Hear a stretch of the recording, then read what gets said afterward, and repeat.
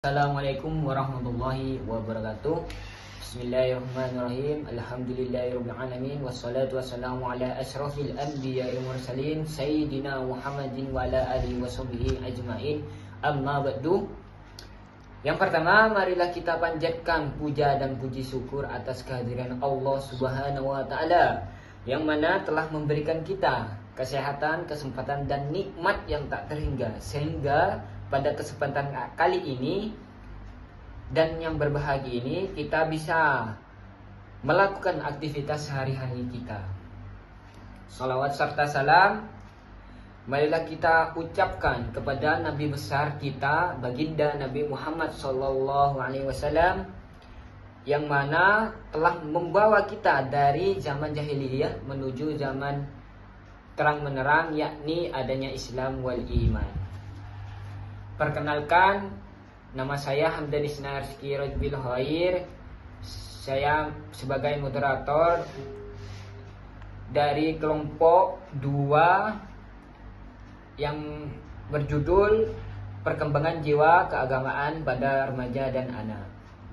Langsung saja saya akan membacakan pemateri-pematerinya.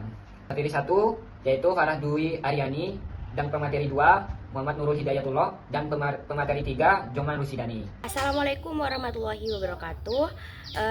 Di sini kami dari kelompok 2 akan mempresentasikan tentang perkembangan jiwa keagamaan pada anak dan remaja.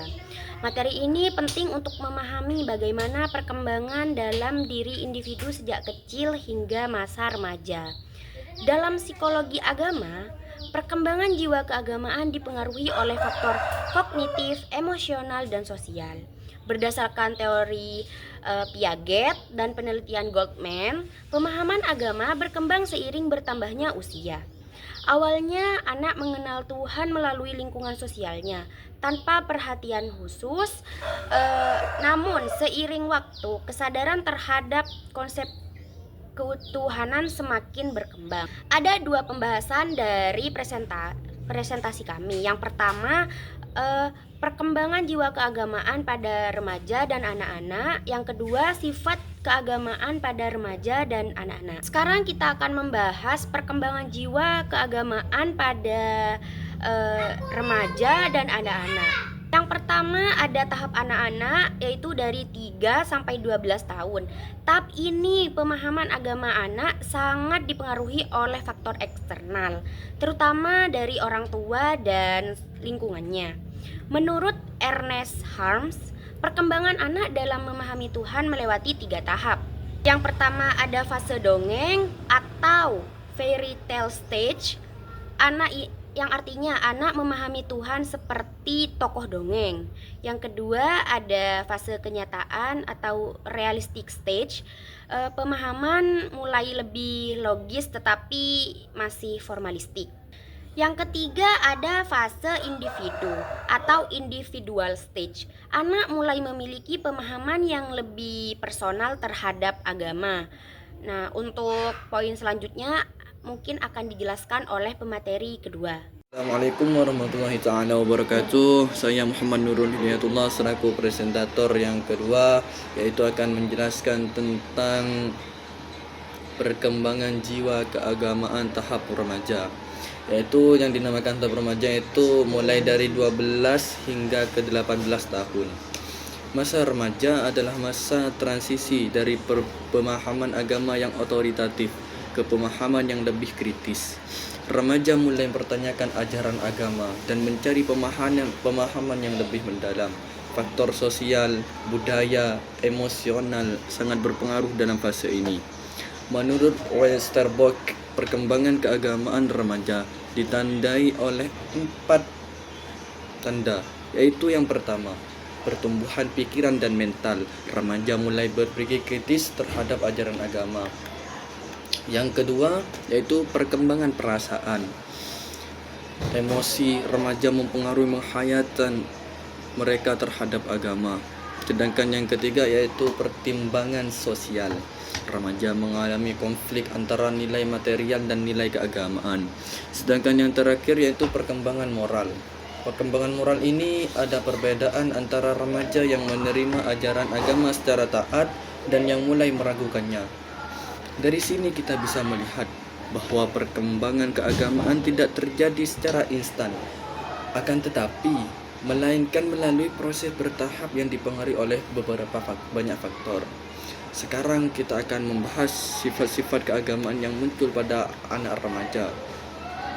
Yang pertama itu percaya ikut-ikutan.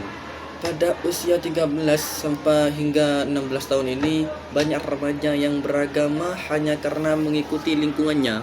Ketika lingkungannya banyak orang Islam, maka mereka akan mengikuti orang Islam. Sedangkan ketika lingkungannya banyak orang Kristen, maka mereka akan mengikuti agama Kristen. Mereka melaksanakan ibadah tanpa pemahaman mendalam, akan tetapi hanya melihat perkembangan-perkembangan di sekitarnya, sehingga sangat mempengaruhi bagi jiwanya. Untuk poin selanjutnya akan dijelaskan oleh pemateri ketiga. Assalamualaikum warahmatullahi wabarakatuh. Assalamualaikum warahmatullahi wabarakatuh. Saya Jomar Rusidani selaku pemateri ketiga akan melanjutkan apa yang telah dijelaskan oleh pemateri kedua. 2. Percaya dengan kesadaran.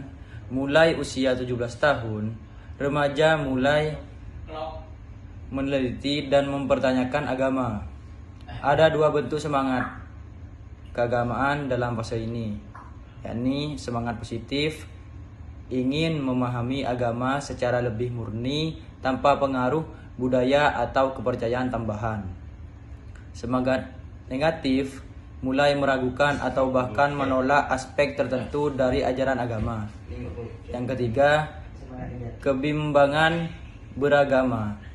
Remaja mengalami fase kebingungan karena pengaruh lingkungan dan kebebasan berpikir. Faktor utama penyebab kebimbangan yakni konflik antara agama dan realitas kehidupan. Arus sekularisme yang membuat remaja mempertanyakan kepercayaan mereka. Yang keempat, tidak percaya dalam kurung agnostik atau ateis. Pada sebagian kecil remaja, pengaruh lingkungan dan tekanan sosial dapat menyebabkan mereka meninggalkan kepercayaan agama. Jadi, kita dapat menyimpulkan bahwa perkembangan jiwa keagamaan sangat dipengaruhi oleh usia, lingkungan, dan pengalaman hidup. Pemahaman agama pada anak cenderung otoritatif, sementara pada remaja mulai bersifat reflektif dan kritis. Demikianlah presentasi dari kami, semoga bermanfaat dan menambah wawasan kita semua. Wassalamualaikum warahmatullahi wabarakatuh.